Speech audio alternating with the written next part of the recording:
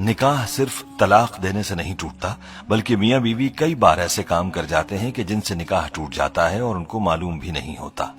آج کی ویڈیو میں ہم آپ کو 7 ایسے کاموں کے بارے میں بتانے والے ہیں کہ جن کی وجہ سے نکاح خود بخود ٹوٹ جاتا ہے۔ ان کاموں کے بارے میں ہر شادی شدہ مرد اور عورت کو معلوم ہونا چاہیے تاکہ وہ ان کاموں سے دور رہ کر اپنے نکاح کو محفوظ رکھ سکیں۔ یہ کام ایسے ہیں کہ جن کی وجہ سے طلاق دیے بغیر ہی نکاح ٹوٹ جاتا ہے، اس لیے ہر شادی شدہ مرد اور عورت کو ان کاموں کے بارے میں معلوم ہونا چاہیے، کیونکہ ان کاموں سے میاں بیوی کا رشتہ ختم ہو جاتا ہے اور وہ ایک دوسرے کے لیے ایسے ہی حرام ہو جاتے ہیں جیسے طلاق دینے سے۔ یہ ویڈیو ہر شادی شدہ مرد عورت کے لیے بہت ہی خاص ہے، لہٰذا اس ویڈیو کو آخر تک ضرور دیکھیے گا۔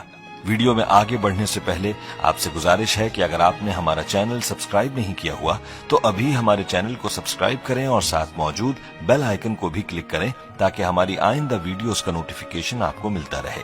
ویڈیو کو لائک اور شیئر کریں، اور ہماری تمام بہنوں اور بھائیوں سے گزارش ہے کہ درود پاک کی برکت سے ہونے والی دعا میں شامل ہونے کے لیے اپنا نام کامنٹ سیکشن میں ضرور لکھیں اور ہماری درود پاک کی محفل کا حصہ بنیں۔ دوستو، میاں بیوی کو چاہیے کہ ان 7 کاموں سے ہمیشہ دور رہیں، کہیں ایسا نہ ہو کہ ان کا نکاح ٹوٹ جائے اور ان کو پتہ ہی نہ چلے اور وہ ایک دوسرے کے لیے حرام ہو جائے۔ یاد رہے کہ نکاح اللہ کا حکم اور نبی پاک صلی اللہ علیہ وآلہ وسلم کی اہم سنت ہے۔ نکاح کی اہمیت پر بھی ہم بات کریں گے، لیکن پہلے آپ کو ان 7 کاموں کے بارے میں بتاتے ہیں کہ جن سے نکاح بغیر طلاق ہی کے ٹوٹ جاتا ہے، مطلب یہ کہ میاں بیوی کا رشتہ اپنے آپ ہی ختم ہو جاتا ہے۔ نمبر 1، خلا لینے پر۔ دوستو، جس طرح مرد کو اللہ نے یہ حق دیا ہے کہ وہ عورت کو طلاق دے سکتا ہے، تو اسی طرح سے عورت کے پاس بھی یہ حق ہوتا ہے کہ اگر وہ کسی وجہ سے اپنے شوہر کے ساتھ نہ رہنا چاہے تو وہ خلا لے سکتی ہے۔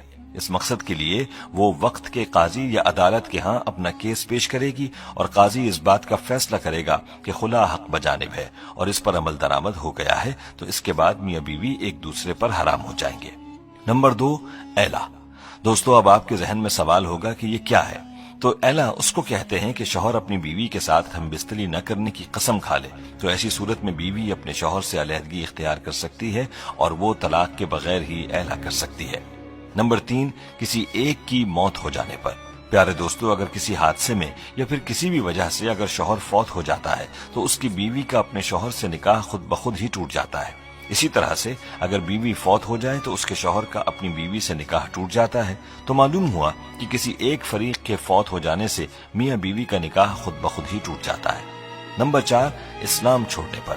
دوستو، اگر میاں بیوی میں سے کوئی ایک بھی اسلام کو چھوڑ کر کوئی دوسرا مذہب اختیار کر لیتا ہے تو ایسی صورت میں بھی نکاح ٹوٹ جاتا ہے، چاہے میاں اسلام کو چھوڑے یا بیوی اسلام سے خارج ہو جائے تو نکاح باقی نہ رہے گا اور بغیر طلاق ہی میاں بیوی کا نکاح ختم ہو جائے گا۔ اگر اسلام چھوڑ دینے کے بعد بھی میاں بیوی ایک ساتھ رہتے ہیں تو ان کا آپس کا یہ تعلق جائز نہیں رہتا، بلکہ یہ تعلق حرام ہو جاتا ہے۔ نمبر 5، کسی ایک کے لاپتہ ہونے پر۔ دوستو، اگر میاں یا بیوی میں سے کوئی ایک لاپتہ ہو جاتا ہے یا گھر چھوڑ چلا جاتا ہے اور اس کی کوئی خبر نہیں، تلاش کرنے کے بعد بھی اس کا پتہ نہیں چلتا اور کافی عرصہ گزر جاتا ہے، تو ایسی صورت میں بھی نکاح ٹوٹ جاتا ہے۔ اب سوال یہ ہے کہ یہ کتنا عرصہ ہے؟ تو ایک روایت میں 3 سال کا ذکر ملتا ہے، یعنی میاں یا بیوی کے لاپتہ ہونے کے بعد 3 سال کا عرصہ گزر گیا اور کچھ پتہ نہ چلا تو نکاح خود بخود ہی ٹوٹ جائے گا۔ ایسی صورت میں میاں بیوی چاہیں تو کسی دوسرے کے ساتھ نکاح کر سکتے ہیں۔ دوستو، نمبر 6 رشتوں کے حوالے سے ہے، یعنی اگر کسی مرد کا اپنی رضائی بہن سے انجانے میں نکاح ہو چکا تھا، یعنی ان کو معلوم نہ تھا کہ وہ رضائی بہن بھائی ہیں اور نکاح ہو گیا، تو اس رشتے کے معلوم ہو جانے پر یہ نکاح ختم ہو جائے گا، کیونکہ جس طرح حقیقی بہن بھائی کا نکاح نہیں ہو سکتا، اسی طرح رضائی بہن بھائی بھی نکاح نہیں کر سکتے، اور انجانے میں نکاح ہونے کی صورت میں یہ نکاح اسی وقت ٹوٹ جائے گا جس وقت رشتے کے بارے میں علم ہو جائے گا۔ دوستو، نمبر 7 بھی رشتوں کے حوالے سے ہے۔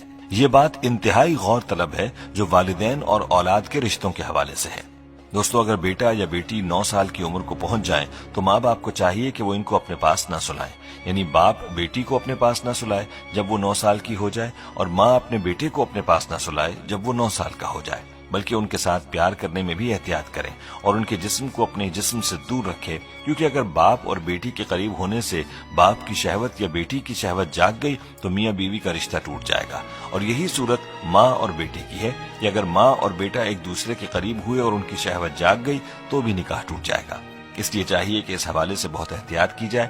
باپ کو چاہیے کہ وہ بیٹی کو پیار کرنا چاہے تو اس کے سر پر ہاتھ پھیرے اور بوسہ بھی سر پر دے، جسم کو دور رکھے، اور اسی طرح ماں بیٹے کو پیار کرتے وقت بھی احتیاط کرے، اپنے بدن کو دور رکھ کر بیٹے کو پیار کرے۔ دوستو، یہ وہ 7 کام تھے کہ جن کی وجہ سے بغیر طلاق ہی نکاح ٹوٹ جاتا ہے۔ اس لیے میاں بیوی کو چاہیے کہ ان کاموں سے دور رہیں، ورنہ ان کا نکاح ٹوٹ جائے گا اور وہ ایک دوسرے کے لیے حرام ہو جائیں گے۔ پیارے دوستو، یہاں ہمیں اپنے بارے میں خود ہی سوچ لینا چاہیے کہ کیا ہم ان کاموں میں سے کسی کے مرتکب تو نہیں ہوئے، اور اس حوالے سے مزید تفصیلات کے لیے ہمیں چاہیے کہ مفتی حضرات سے پوچھ لیں۔ دوستو، نکاح کی اسلام میں بڑی اہمیت ہے۔ یاد رہے کہ ہمارے پیارے آقا حضور اقدس صلی اللہ علیہ وآلہ وسلم نے نکاح کو اپنی سنت قرار دیا ہے۔ ارشاد نبوی ہے، النکاح من سنتی، نکاح کرنا میری سنت ہے۔ حضور اقدس صلی اللہ علیہ وآلہ وسلم نے نکاح کو آدھا ایمان بھی قرار دیا ہے۔ جو کوئی نکاح کرتا ہے تو وہ آدھا ایمان مکمل کر لیتا ہے اور باقی آدھے دین میں اللہ سے ڈرتا رہے۔ مذکورہ احادیث سے نکاح کی اہمیت کے بارے میں واضح ہوتا ہے کہ نکاح انسانی فطرت کا تقاضا بھی ہے، اور ساتھ میں ہمارے آقا صلی اللہ علیہ وآلہ وسلم کی مبارک سنت بھی ہے۔ نکاح کے لیے 2 فریقین یعنی لڑکا اور لڑکی کا ہونا لازم ہے۔ پیارے دوستو، اسلام نے نکاح سے جو فکر اعتدال اور نظریہ توازن پیش کیا ہے وہ نہایت جامع اور بے نظیر ہے۔ اسلام کی نظر میں نکاح محض انسانی خواہشات کی تکمیل اور فطری جذبات کی تسکین کا نام نہیں ہے۔ انسان کی جس طرح بہت ساری فطری ضروریات ہیں، بس اسی طرح نکاح بھی انسان کی ایک اہم فطری ضرورت ہے۔ اس لیے اسلام میں انسان